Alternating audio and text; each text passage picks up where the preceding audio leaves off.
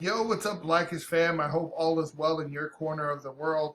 We continue to dive into some of today's hottest artists and some from yesteryear, but that have something intellectual to say, right? Something intelligent, some message about positive change that they're bringing into our communities. And some of these artists are just very lyrically dense, right? It takes a lot of unpacking. It might be a 5 minute song, but it's a 30-minute breakdown about everything that was included in the song.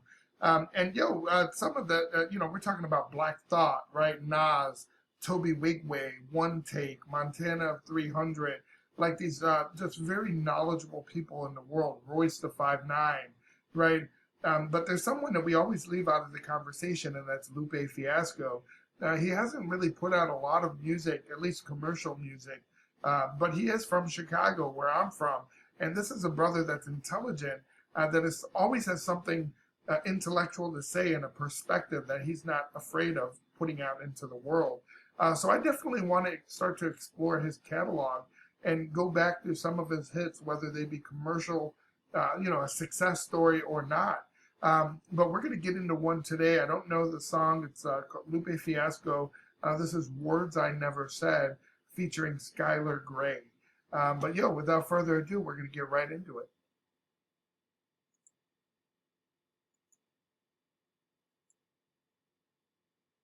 It's so loud inside my head with words that I should have said. So she's talking about regrets, we see, right? And shout out to the other people that know how loud it can get inside of your head, right? When you're somewhat of an intellectual, or you read a lot, or you research a lot, man, it's so hard to turn your brain off, right? I'm one of those people that I like to get to the nitty gritty. I can't just hear a song and hear a reference and I don't understand it. Now, I have kids, right? I tell the kids, if you don't understand it, stop what you're doing and Google it right then and there, and make sure that the next time it comes up, you understand the reference, right? That's how we get knowledge. That's how we grow. I'm one of those people that have to do it. I keep a notepad with me at all times, so I can write things down that I can research later in the day. And I don't sleep often, right? Let's get right into this. They're obviously talking about regrets. They're saying it's so loud inside my head, but it sounds like they're thinking of words they could have said. So maybe someone died. Maybe it was their last time speaking with someone and they didn't know it. I should have said as I drown in my regrets. I can't take back the words I never said. Hey, what's that? Wow, wow, wow, wow. Right? Shit. I really think the war on terror is a bunch of bullshit. Just a poor excuse for you to use up on your bullet. Bro, when you think about that and you think about companies, there's companies that own war, right? They build weapons, they make bullets. There are people that profit when there's a war happening, regardless of which side that we're supposedly on. He said, it's a poor excuse for you to use up all of your bullets because these are government contracts that go out. It's not just a regular company that the government purchases from. There's normally a bidding system, and people that come out of the military, they create these companies and they go after government contracts. These are multi-billion-dollar contracts for very specific things. It could be from anything from weapons to, because of their security clearance, they can do certain types of work, let's say at U.S. military bases or whatnot. But there's a whole world of people that make money when there's conflict in the world. And think about that, and think about who's incentivized when something like this happens. War on terror is a bunch of bullshit. Just a poor excuse for you to use up on your bullet. How much money does it take to really make a full clip? 9/11 building 7, did they really pull? 9/11 building 7, there's a whole conspiracy theory that goes with that, and I won't get too much into it. But if 9/11, if the building actually did fall, the what they call building 7, then it would be the first building in history to have collapsed due to a fire. And yeah, it was a horrible fire and a horrible incident. But those that are fans of not just conspiracy theories, but just intellectual, outside of the box, free thinking people, it's very hard to say that 9/11 was there. There's just a lot of drama behind it, and there's a lot of knowledge that's just not common knowledge amongst the people, right? Like the relationship between the Bush family, George Bush, Sr. and Jr., and the relationship that they had with the Bin Laden family. And look at what the Bush family did right after the attacks on 9/11. There were some members of the Bin Laden family that were actually removed from the country. You might ask yourself why, right? Why is it that we started a war in Iraq when most of the hijackers weren't from Iraq, right? Why didn't we start a war in Saudi Arabia, right? Why did we attack Iraq? One would argue that George Bush, wanted to attack Iraq because the position that his father held. Some say it was for oil or other resources, but we said there was weapons of mass destruction, right? And we led the charge in, and we never found weapons of mass destruction. But a lot of people, one thing that I like to reference, I hate to get into it here, it's something normally referred to, it's called the Patriot Act. And when 9/11 happened, everyone was scrambling, and they put forward a bill called the Patriot Act, or I shouldn't say a bill, but the Patriot Act basically it gives the government freedoms to kind of go around the law with a lot of things. I study constitutional law, and everyone knows the First Amendment, but you don't mention the Fourth Amendment that often. It's unreasonable search and seizure, right? The government can't just go into your home, right? They need probable cause, or they need a warrant to do certain things. Well, the Patriot Act gives them some discretion because they might, if it's in the interest of national security, they can do certain things. But unreasonable search and seizure also protects your information, right? Nowadays, the government can see what you're searching for, and they can really look into you without your knowledge, without probable cause in the interest, or by disguising it as a national interest. And there's been a lot of problems that come from this. So it's important to know not just about your history, like what he's referring to, but it's really important to understand these points that he's referencing, because when you start to look around, you realize the world around you is straight bullshit. And there's no other way to put it. Like our government is just entirely, they've been deceitful, right? They've been lying to the world about the state of the world and the state of the United States. They want to be displayed as a position of power so they can maintain control of the world. But our world is very jacked up because of a lot of the moves that our country has done, on foreign soil and here on our soil as well. While you're rolling, how much money does it take to really make a full clip? 9/11 building 7, did they really pull it? And a bunch of other cover-ups. Your child's future was the first to go with budget cuts. If you think that hurts, then wait, here comes the uppercut. The school was garbage in the first place. That's on the up and up. Keep you at the bottom. In the inner cities, right? There's a lot of segregation, and you think about it's ways that people can segregate and discriminate without necessarily saying black, right? It's like people saying that hip hop is the cause of XYZ. Are they really blaming hip hop, or are they blaming the stereotypical hip hopper, right? Are they blaming a person of color? So I think that's important to think about here. But our schools, there's segregation. Like think about Chicago, right? It's where Lupe Fiasco is from. That's where I'm from as well. A lot of people say, man, Chicago is a melting pot. Yeah, you might consider Chicago diverse, but we each have our little corner of Chicago, right? It's diverse, but it's not diverse together. So think about that, right? What is going on? The north side is more white, right? The west and south side is more black.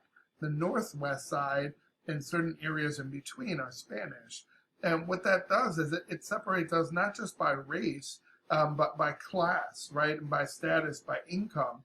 So if you're in an area that's considered a bad area or a black area of Chicago, the housing value is lower, right? Your ability to create general wealth is taken away from you. But also look at the taxes, right, that come out of property taxes that support our school system, our police department, right, our activities. Like, there's so many things that happen when you live in an area that's considered a minority area. And it happens all the time in Chicago. It started with redlining. And I mean, we can go into days and days. Look at some of our previous videos. We've really broken this down. If you're a fan of thinking intellectually about the things that are going on in our inner city communities, man, if you like hearing about the truth, make sure you subscribe to the channel, because we get into the nitty gritty of this. But tease you with the upper crust, you get it, then they move it, so you never keeping up enough. If you turn on TV, all you see is a butt hurts, then wait, here comes the uppercut. The school was garbage in the first place, that's on the up and up. Keep you at the bottom, but tease you with the upper crust, you get it, then they move it, so you never keeping up enough. If you turn on TV. Yeah, listen to what he's saying, right? They always move the goal. Right, so you always have the illusion of, people walk around talking about, man, I'm middle class because of this. Like, nah, boy, you ain't middle class. You work at Walmart. You work full time. Don't get it twisted. When you work in retail and you work, they dangle this carrot in front of you that make you feel like, a lot of people I see on their posts like, ooh, I killed it today. I worked 70 hours, bro.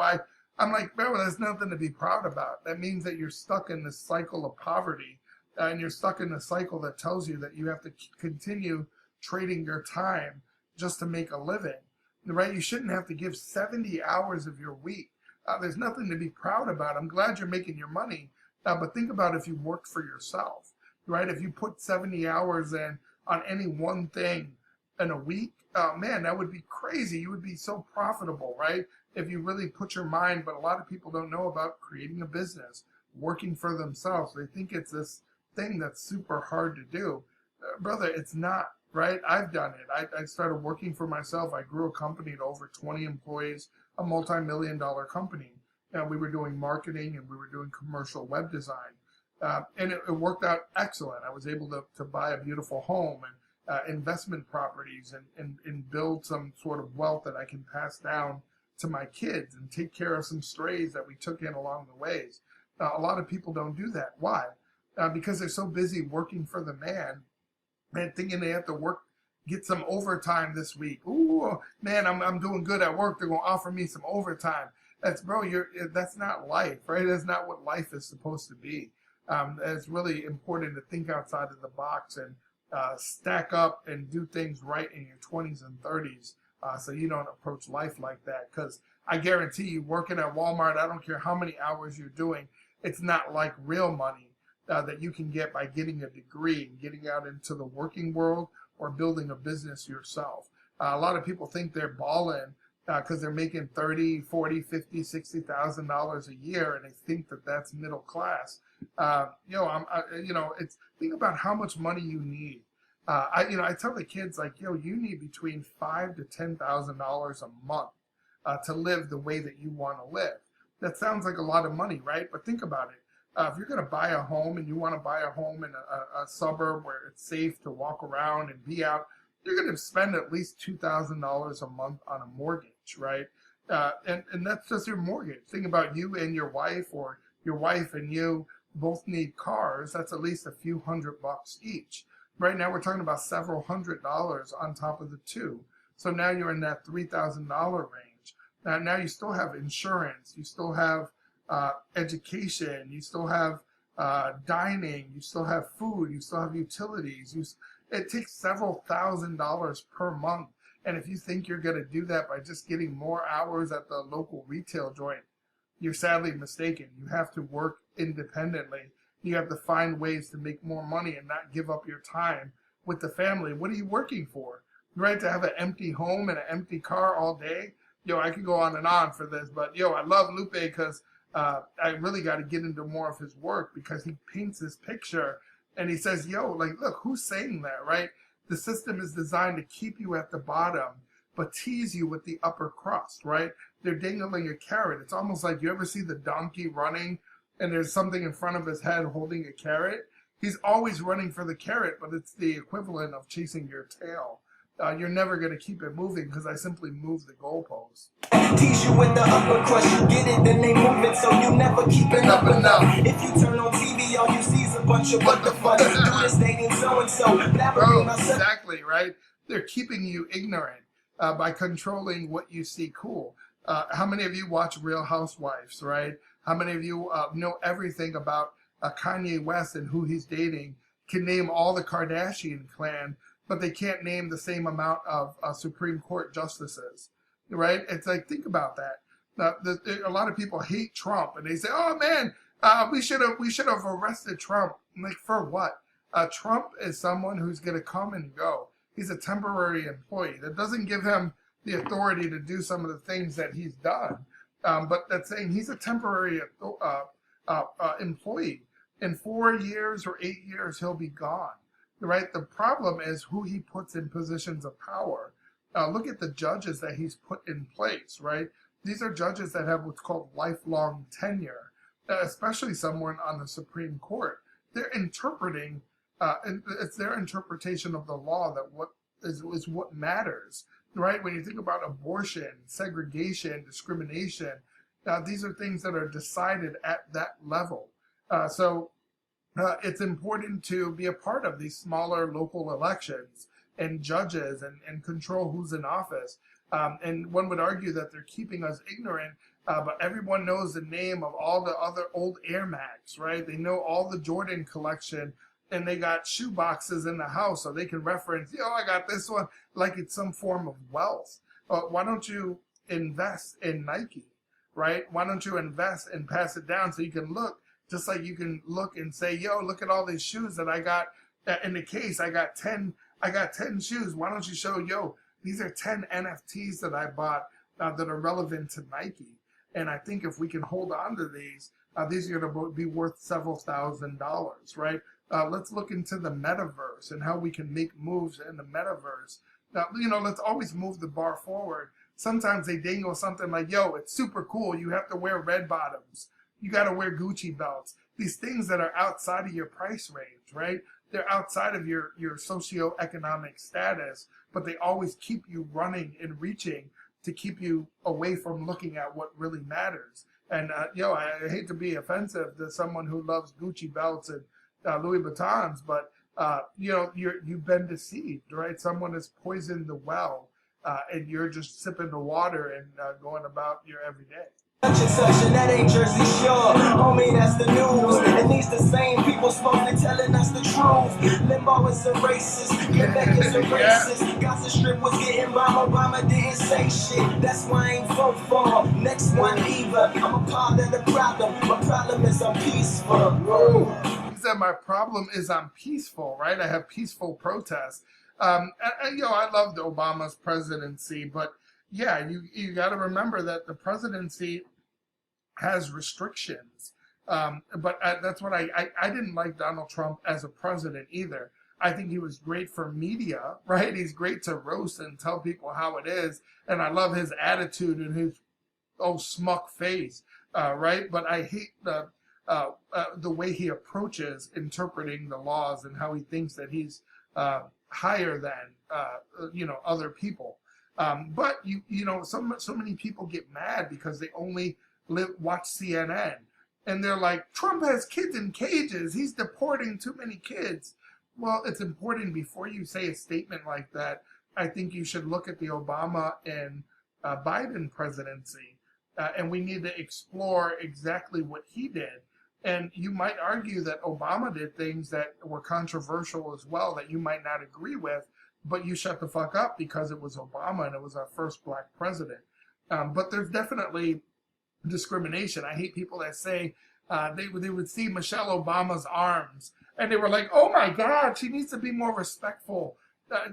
She's an educated, intellectual, beautiful black woman. There's nothing wrong with her showing her arms while wearing a pantsuit. And then Melania Trump comes out and has a completely different view and a whole other set of history.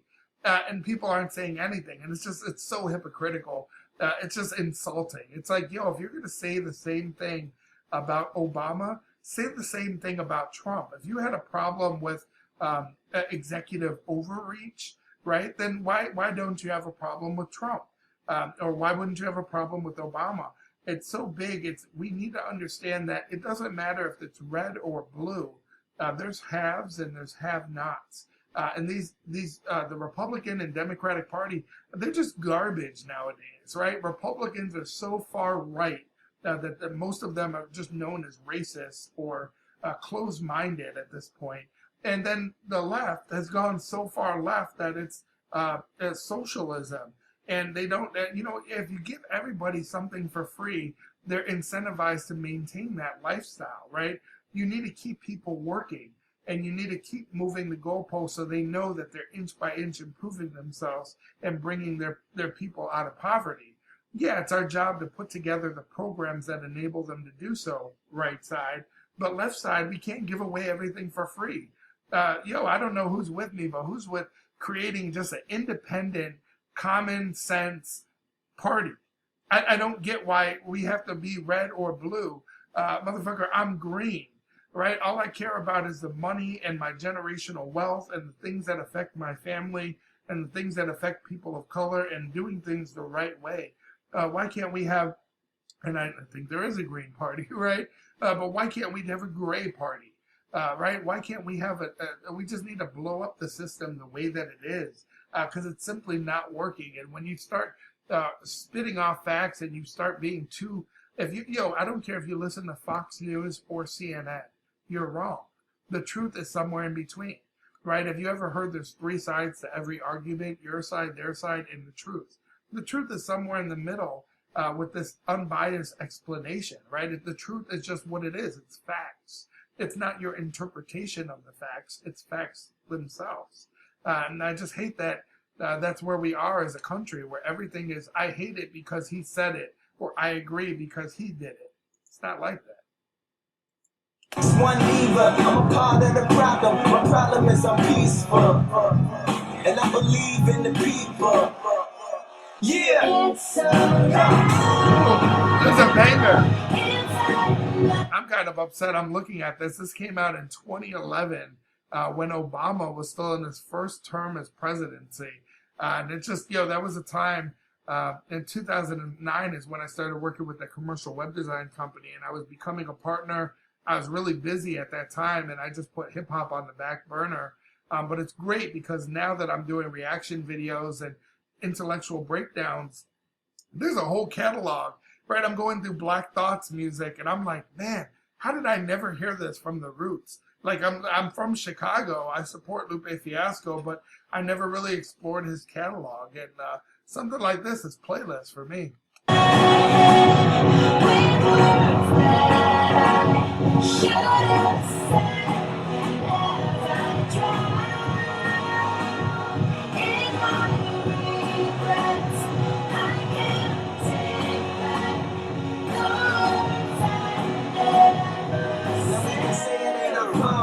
If we never heard it, but if we know better, then we probably deserve it. Jihad is not holy war. Where's that in the worship? Murdering is not Islam, and you are not observant.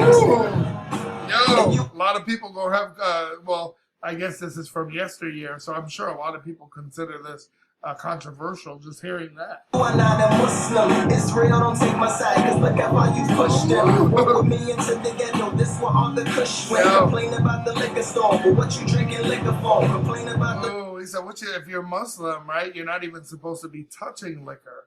He said, what are you complaining about the liquor store? Yo, what you drinking liquor for? It's just, there's a lot of problems in our hood. And I think we got to stop blaming the white man, right? At some point, we have to say, we're kind of fucking ourselves over by perpetuating these stereotypes in this system. Why is there a liquor store in every hood? Because a lot of people in the hood drink liquor. Until we attack and we grasp at the root. Shout out to those who know the reference. If you saw Clipping, that was just an insane... Look at my playlist. There's a group called Clipping with a song called Blood of the Fame. Talk about lyrically dense. It's about zombies coming back, but they're all from the Black Panther Party, and they're all attacking people that haven't made changes over the last so many decades. It's actually extremely deep. But it's like one would argue we need to make changes. We need to grasp at the root. And we need to, what are the core cause, right? People aren't drinking because they love the taste of liquor. If it was an ice cream store, they would be frequenting that. No, they're drinking liquor to get escape from their problems and the despair and the hopelessness of the ghetto. And we need to change that. Complain about the liquor store, but what you drinking liquor for? Complain about the gloom, but when you pick a bloom up, just listen in the pot, ain't gonna make it stop. A rebel in your gut. You're in a freedom fighter. You're not doing your part just because you listen to pot, right? You actually have to do more. You have to be, like he said, man, words that I regret not saying. And this might mean that he regrets not taking a bigger stance in some of these controversies. Like, what did you do when George Floyd died, right? What did you do when the next thing happened? When the next thing happened? The next thing, how did you feel when Kyle Rittenhouse, they said that it was self-defense and he didn't have to go to jail for murder? How did that make you feel? Did you research it? Did you look at do you ever look at case law and precedent or U.S. Supreme Court decisions? Come on, we have to educate ourselves if we want to bring ourselves out of this bad position that we're in. No one's going to do it for us. Ain't gonna make it out. If you don't become an actor, you'll never be a factor. If you don't become an actor, you'll never be a factor. There's different plays on words there, right? Because actors are so woke, right? They're so enlightened. A lot of them use their platform to be a factor in presidential elections or whatnot because they know that they're influential, right? They're an influencer. But that's also saying, if you don't become an actor in the party that's opposing this stuff, you're never going to be a factor as well, right? One would argue that you should be a member of the Black Panther Party or the Black Nationalism Party or Black Lives Matter or Blackish University. You need to be part of something that is pushing positive change or you're not doing your part, right? I say, if you're a person of color, you should be a fan of Blackish University, not because I want the subscribers, which I do, but no, it's because of what we stand for, right? We're not just discussing hip hop, but we're talking about positive change in our communities. Now we're breaking down hip hop, but we also broke down Malcolm X, Ballad or the Bullet. We've broken down Martin Luther King Jr., I Have a Dream speech. We've looked at different approaches. We've looked at Black nationalism. Right? Marcus Garvey, Mansa Musa. We're trying to learn as we go so we understand what we're fighting for. Familiar side effects, take them when the pain's felt. Wash them down with diet soda, killing off your brain cells. Crooked banks around the world, we're glad to give a loan today. So if you ever miss a payment, they can take it all away. Who knows about the Home Loan Mortgage Corporation, right? The Homeowners Loan Corporation, HOLC. One would argue that they were originally started doing what's called redlining, right? And they'll give you these mortgages, but have you ever questioned why the value of your home is different when you just live a block or two away? In Chicago, I own a property on the west side of Chicago, and it's just a few blocks from Oak Park, right? It's right along Lake Street. If we go down Lake Street in Austin, on the other side of the invisible line, it's a $500,000, $600,000 property.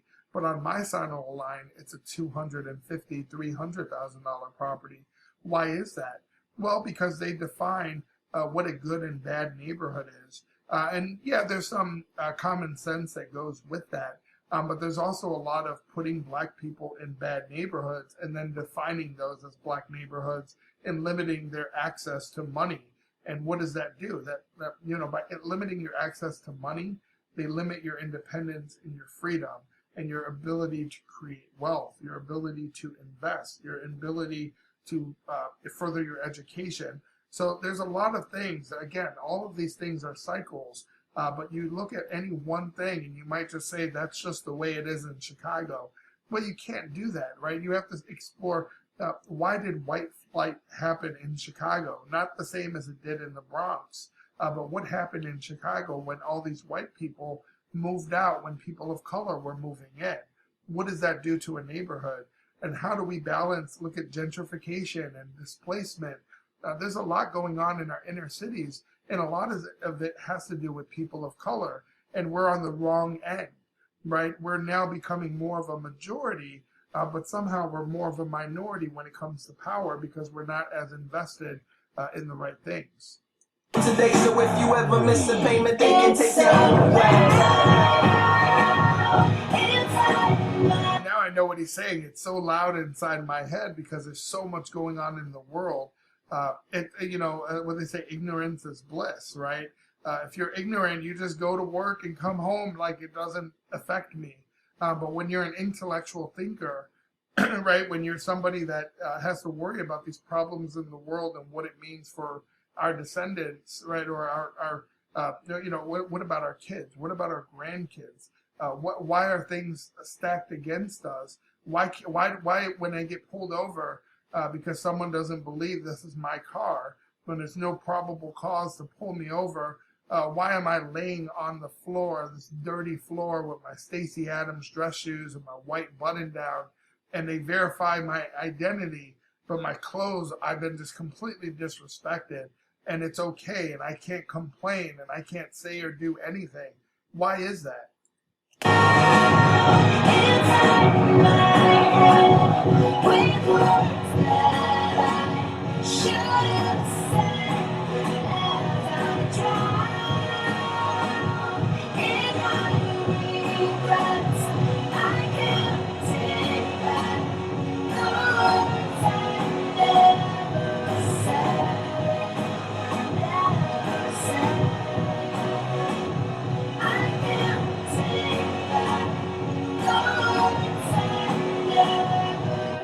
I think that all the silence is worse than all the violence. We have a saying here, right? We say silence is violence, right? If you see something happening to someone and you don't stand up and you're in a position of power, you're doing as much harm as that person that's causing the violence, right? That happens a lot with people like myself, right? I'm mixed, I'm multiracial. My mom is black, my dad is Mexican, and I came out yellow, right? I identify as black. I didn't really know my dad. I didn't really have a relationship with him. He was in the drug game. He was into heroin, selling and using, and he's dead now. So I was raised by my mom, but I'm black, but I'm yellow, right? But that gives me some freedoms because, I'll be around Puerto Ricans, Mexicans, even white people, and they think they can say certain things because they're not in a room with someone that's black. Or they think I'm black, but I'm not that black, right? I might not care about that. And it's important for us to check them.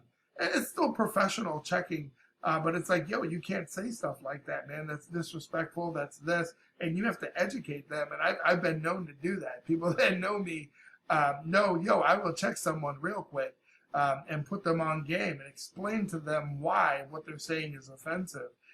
And it's just, I feel like that's my platform, right? And especially as we continue to grow this channel, we're going to put a lot of great things into the world. And if you're a fan of that, make sure you support the channel because there's a lot of great things. I think there's a void that we can fill in the community and kind of merge between what's considered hood or inner city and some of the things that we need to do as a community. That we're not too far off, but we just need a little focus to make sure that we have tunnel vision towards the right things, because we're very effective when we work together, and we can see that when we elected Obama, right? During this time frame, Obama had just become president in 2008, and I think all people of color, there was just a feeling of, there's going to be change, right? Change gonna come, right? And we all felt that way, and when it was slow, we have to remember, it's not just putting someone in a position of power, it's now supporting him and voting and supporting these initiatives and explaining to others what they mean and why it's important for us to take part in these smaller local elections and whatnot. So, this song could actually teach us quite a bit. Such a weak emotion, that's why I despise it. We scared of almost everything, afraid to even tell the truth. So scared of what you think of me, I'm scared of even telling you. Sometimes I'm like the only person I feel safe to tell it to. I'm locked inside of selling me. I know that there's a gel in you. Consider this your belly now, so take a breath and hell a few. My screams is finally getting free, my thoughts is finally getting down. I reference this a lot, but I always talk about the value of being you and being comfortable with who you are. And there's a poem I like to reference. I'm going to bring it up here. This is called the Man in the Mirror. Okay, and I heard this, and it makes me think about the way that what I present to the world. The Man in the Mirror goes like this. When you get all you want in your struggle for self, and the world makes you king for a day, then go to the mirror and look at yourself and see what that man has to say. For it isn't your mother, your father, or wife whose judgment upon you must pass, but the man whose verdict counts most in your life is the one staring back from the glass. He's the fellow to please, never mind all the rest, for he's with you right to the end, and you passed your most difficult test, but the man in the glass is your friend. You may look like Jack Horner and chisel a plum and think you're a wonderful guy, but the man in the glass says you're only a bum if you can't look him straight in the eye. Think about that. You can fool the whole world down the highway of years and take pats on the back as you pass, but your final reward will be headache and tears if you've cheated the man in the glass. And that's just like, you can say everything you want on social media and make it look like a highlight reel of your life. But if you go back home and you're uncomfortable being you can't look in the mirror because you know that you're not doing your part. What are you really doing? Just finally getting free, my thoughts is finally getting Inside my head, with words that I should have said, never drown in my Kind of reminds me of I did a reaction to Black Thought, Never, featuring Patty. All I feel is never. Is it the end? It kind of reminds me of this.